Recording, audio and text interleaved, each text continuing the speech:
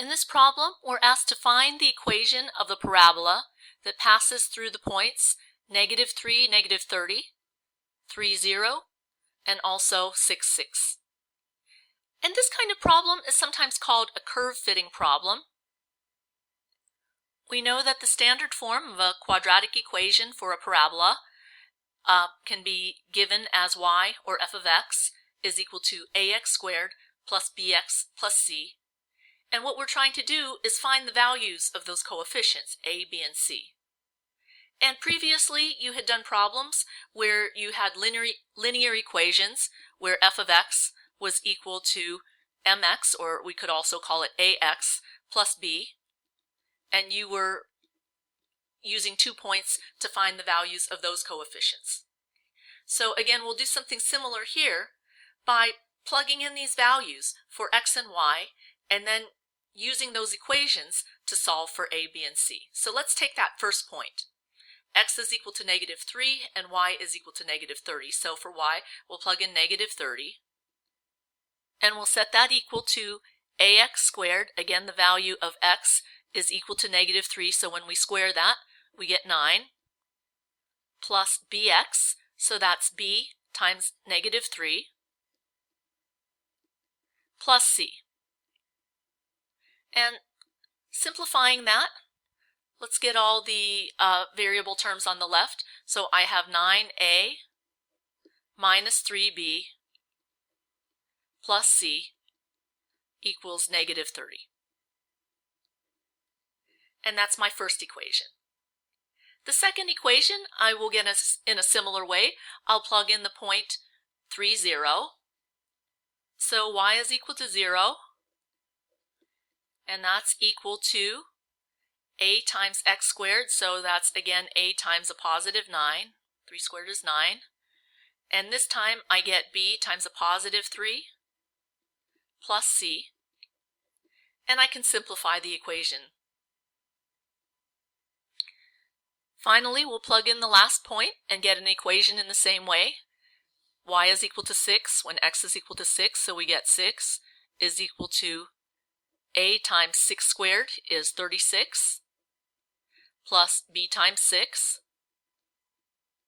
plus c. And simplifying, we end up with 36a plus 6b plus c is equal to a positive 6. Now we have a system of 3 equations and 3 unknowns, and this system will need to be solved. There are a number of different ways that we could solve it. One would be elimination, using this -3b to zero out these other 2 terms. We could also use matrices or Cramer's rule. And I'm going to choose elimination here, because when we look at the coefficients for b, we see here this positive 3 is an integer multiple and opposite sign to the -3, and 6 also is an integer multiple of the 3b as well. And having integer multiples of coefficients means that we only have to multiply one equation, or as in the first case, we don't really need to multiply any equation by a number in order for terms to drop out. So if we take the first 2 equations and we simply add them together, we end up with 9a plus 9a gives us 18a. Positive 3b and -3b will drop out. Positive c plus c will give us plus 2c. And then on the right-hand side, we have a -30 and a positive 0 gives us -30. And I can simplify this equation even further, realizing that all 3 terms are divisible by 2. So let's divide by 2, and then this gives us the slightly simpler equation that 9a plus 1c is equal to -15.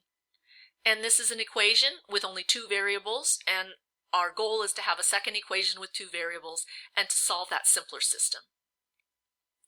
Next, when we look at equation 1 and equation 3, in order to have matching coefficients with opposite signs, we would need to multiply equation 1 by 2, and that would give us a -6 here, which would cancel the positive 6.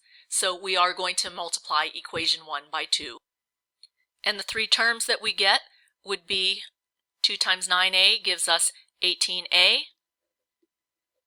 minus 6b plus 2c. And then on the right-hand side, we are also multiplying by 2, so we end up with negative 60. And we will add to that equation number 3, and lining up the two equations, we can add each side. So on the left, we get 54a. The b terms cancel out as we planned. Plus 3c is going to give us a negative 54. And this equation can also be simplified by dividing by 3. And we can rewrite our simplified equation to put into the system here. So we end up with 18a plus c is equal to a negative 18. Now we're almost home. We've got two terms, positive c, and so I'm going to multiply one of these by a negative number. And when I distribute the minus sign, these terms can now be added, so I end up with 9a. The c terms drop out, and then positive 15 plus negative 18 gives me a negative 3. And finally, I can solve for a, dividing by 9, and I get that a is equal to negative 1/3. And wow, that feels like we just did a lot of work and we must be done. However, we have only found one of the three coefficients, a, but now it's a fairly straightforward matter to go back and solve for c, so we can use one of these simpler equations. We can say that 9a, which is 9 times a negative 1/3, plus c is equal to a negative 15, and this now becomes a negative 3, so adding 3 to both sides, we end up with c is equal to a negative 12. So that's our second coefficient, and for our last coefficient, we need to go back and get b. And I can choose any of these equations, but I think I'll choose the middle one with the 0. I like zeros. So we have 9a, which again is 9 times a negative 1/3, plus 3b, plus c, which is equal to negative 12, so I'll put in minus 12, is equal to 0. And this term becomes a negative 3, so negative 3 and negative 12 gives us negative 15, so we get 3b is equal to a positive 15 on the other side, and b is equal to a positive 5.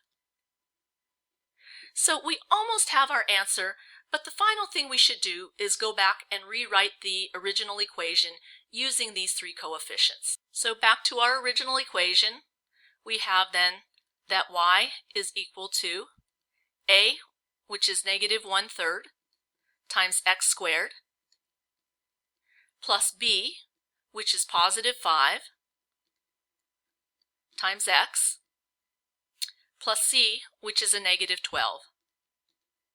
And this is our final equation for the parabola passing through these 3 points.